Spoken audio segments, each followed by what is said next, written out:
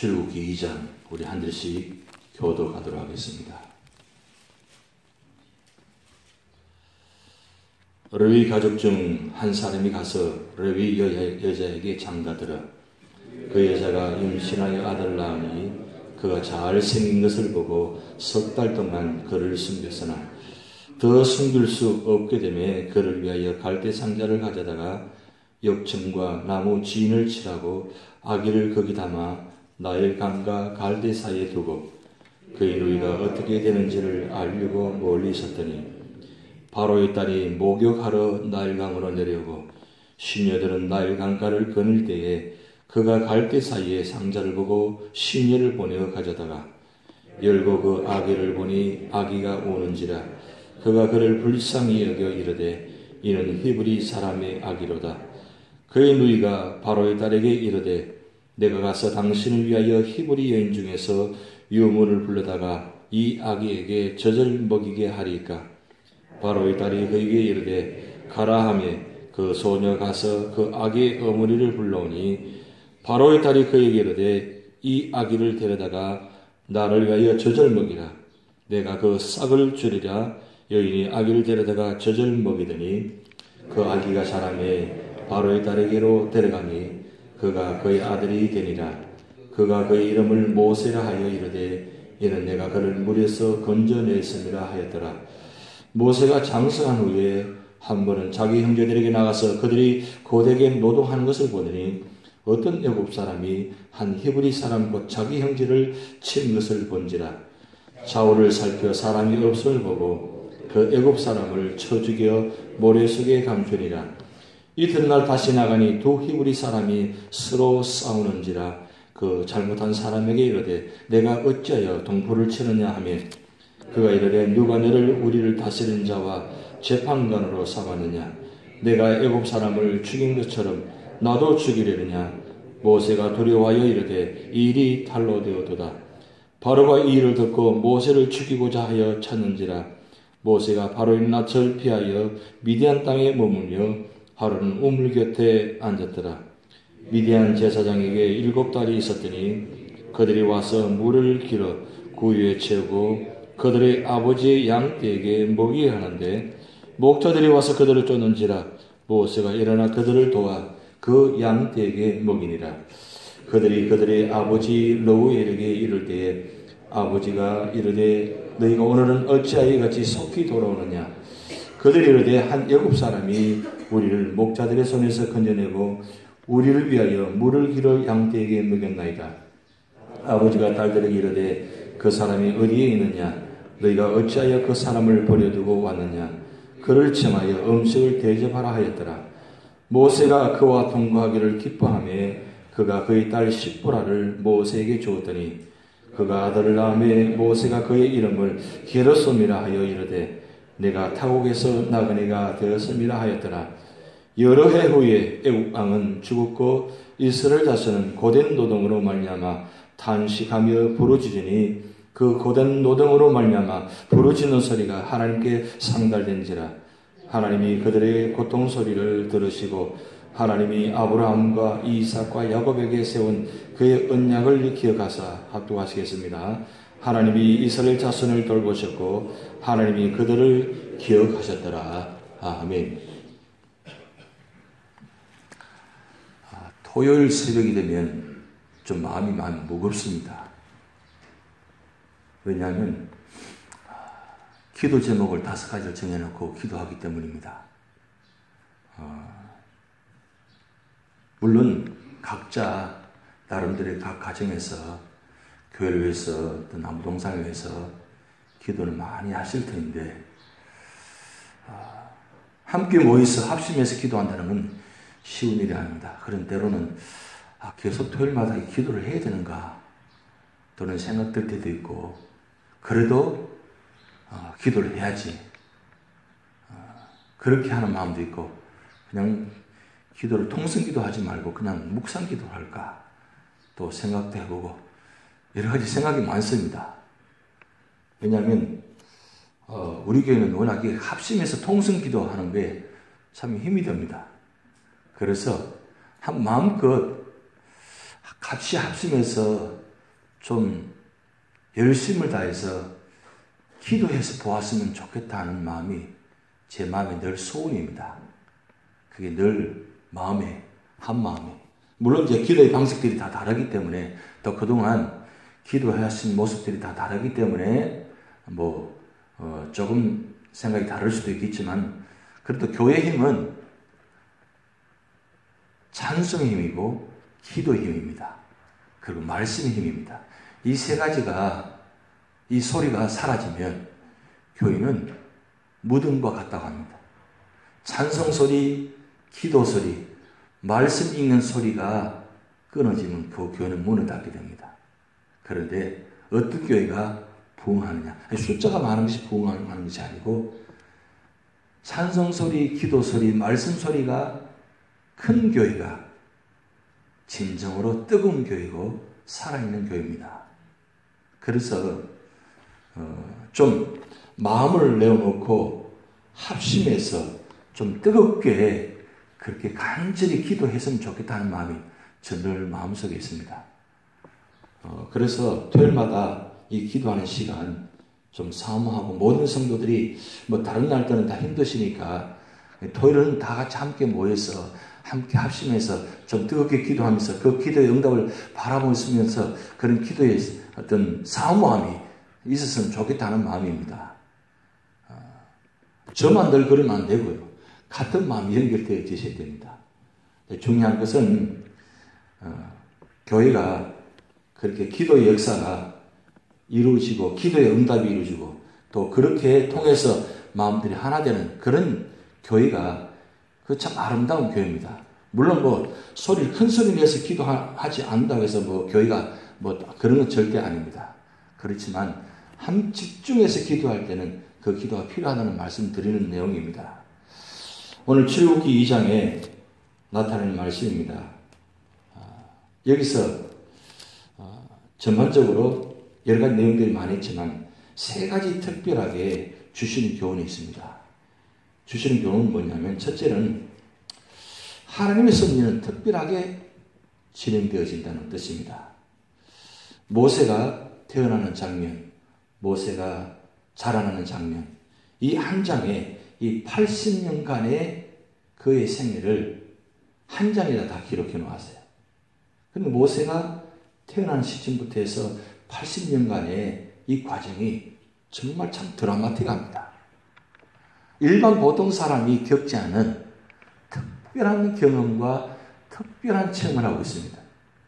태어난 자체도 이미 그때 그 당시에 산의 아이가 태어나면 죽이는 그런 시대에, 암울한 시대에 모세가 태어났고, 그런데 태어나고 보니까 이 부모가 보니까 너무 오늘 본 말씀대로 잘생겨서 도저히 버릴 수가 없어서 갈대 상자에 만들어가지고 나일강에 띄웁니다. 그건 무슨 뜻이에요? 이미 더 키울 수 없고 포기하는 상태입니다. 그러나 포기하기는 너무나 너무 아까운 아들, 귀한 아들.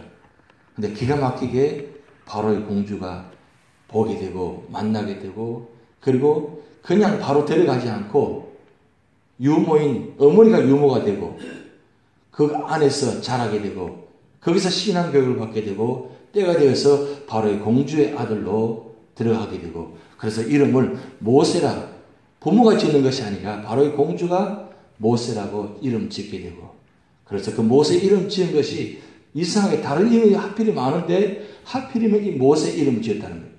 모세 이름이 무슨 뜻입니까? 그물에서 건져내었다. 이 이름대로 모세의 생애가 시작됩니다. 그런 과정 속에 40년 동안 바로의 공주의 아들로 왕태로서 살아가다가 그때 40년 되어서 말씀 보면 이 동족이라는 단어가 나옵니다. 그러니까 동족이라는 단어를 사용한 것은 다른 사람이 사용한 것이 아니라 모세가 동족이라는 단어를 사용했다는 겁니다. 그러면 40년 동안 바로의 공주로 아들로 자라면서도 이 모세의 마음속에는 이 애굽의 사람이 동족이 아니라 히브리 사람이 동족으로 생각하고 자랐다는 거예요. 그래서 보니까 동족끼리 싸우는 모습 보면서 장면 속에서 결국은 어떻게 됩니까? 모세가 그 분을 참지 못해가지고 사람을 죽이게 만듭니다. 그럼을 통해서 이제는 40년간 광야 생활을 시작하게 됩니다. 바로의 공주의 아들로 40년 삶과 그리고 광야 생활 40년간 이 삶의 역사가 참 기가 막힌 역사의 삶입니다. 그런데 그 80년간의 40년, 40년 이 모든 과정이 하나님께서 특별하게 승리 가운데서 80년간을 지냈다는 것입니다. 그저 우연히 어쩌다가 그렇게 해서 살아가는 것이 아니라 모세가는 처음에는 생각을 그렇게 못하겠죠. 왜냐하면 그 삶 자체가 드라마틱하니까 그렇게 자기를 통해서 이렇게 80년간 하나님께서 승리 가운데 구속사적으로 자기를 사용한다는 것 생각도 못했을 것입니다.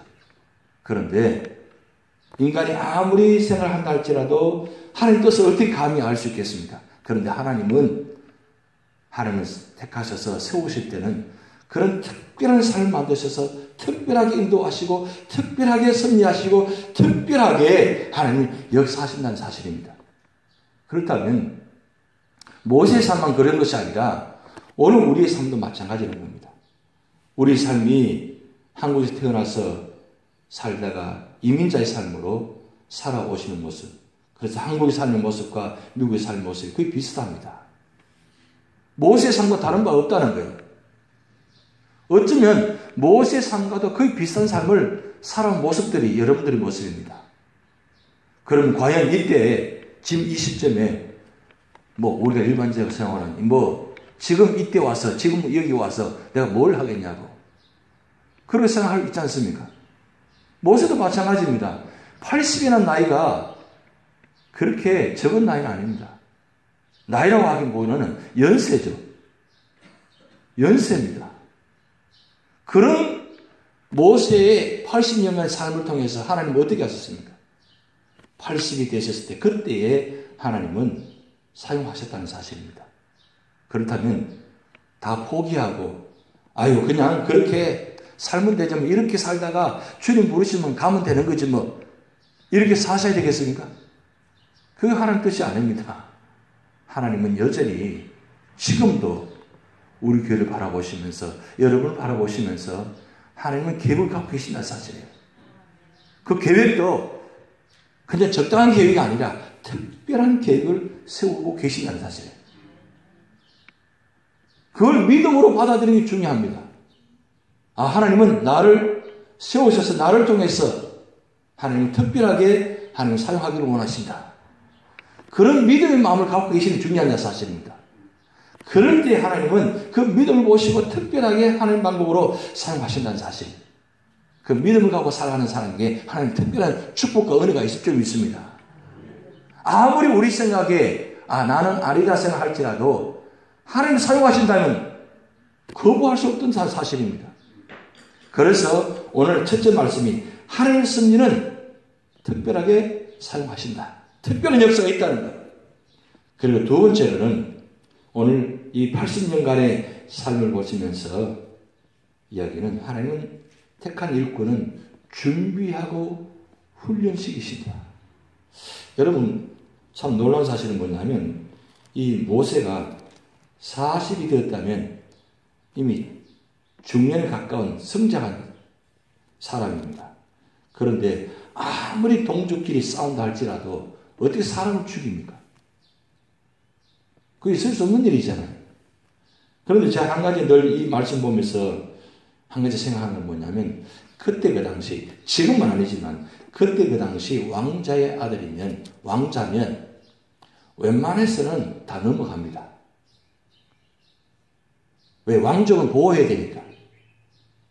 근데 여기 보면 그것도 애굽 사람을 죽인 것이 아니라 히브리 사람을 죽였다면 애굽 사람 입장에 봐서 넘어갈 수 있어요. 근데 넘어가지 않고 여기 보면 바로 왕이 이 모세를 그 한 일을 가지고 아예 죽이려고 작정했다는 거예요. 어떻게 그런 일이 있을 수 있습니까? 감사해야죠. 넘어가야죠. 덮어야죠. 근데 덮지 않고 여기서 일을 만들어 가시는 모습 보면 이것도 하나님께서 계획하신 것이다. 넘어갈 수 있음에도 불구하고 물론 바로의 공주의 양자니까 바로 왕이 마음에 들지 않을 수도 있겠죠. 그렇지만 바로의 공주를 생각한다면 넘어갈 수 있습니다. 근데 넘어가지 않고 여기 보면 이 과정 속에서 40년간의 그 바로 왕의 왕자로서 살아왔는데 이렇게 한순간에 어떤 유보를 따지지 않고 그냥 바로 도망자로서 그렇게 피신하고 살아갈 수밖에 없느냐. 그것도 하나의 특별한 역사라는 걸 생각할 수 있습니다. 그런데 왜 그렇게 하셨느냐. 만약에 바로 궁에 40년간 살다가 그냥 그렇게 살다가 그렇게 끝날 수 있습니다. 그런데 하나님의 계획은 그게 아니라는 사실입니다. 하나님의 계획 속에는 이스라엘 백성들을 출애굽시켜서 이 40년간의 광야 생활을 이미 준비케 하신다는 거예요. 그러면 하나님께서 바로를 통해서 이렇게 역사를 만드시고 모세를 통해서 하나님께서 이 이스라엘 백성들을 출애굽시켜서 지도자를 삼으려고 하는데 그러면 준비하지 않으면 훈련하지 않으면 이 모든 과정을 할 수 없다는 거예요. 100만 명도 아니고 200만 명이 되는 그 엄청난 인원을 광야 40년 동안 인도하려면 적어도 광야에 잔뼈가 굵고 정말 경험이 많은 사람이 준비된다는 거예요. 그런데 모세의 입장에는 도망자의 삶을 40년 살았어요. 근데 그 도망자의 삶을 사는 모습 속에서 하나님은 그 도망자의 삶 속에서 광야 40년 동안의 그 모든 광야 삶을 샅샅이 다르게 하고 그리고 다 보게 해서 하나님은 이스라엘 백성들 200만 명이 되는 사람을 이끌어가게 하는 하나님의 훈련 과정을 통해서 만드셨다는 사실이에요. 그렇다면 오늘 본 말씀 통해 주시는 교훈은 바로 그것입니다. 우리 삶이 과정이 환난과 역경, 고난이 그저 우연히 그냥 그렇게 해서 어쩔 수 없이 그냥 지나가는 것이 아니라 그 모든 삶의 과정이 하나의 준비하는 과정이고 훈련 과정이다. 그러면 하나님 아직도 훈련 받아야 돼요? 아직도 고난 받아야 돼요? 아직도 이렇게 힘들게 살아야 돼요? 좀 편안하게 살았으면 좋겠습니다.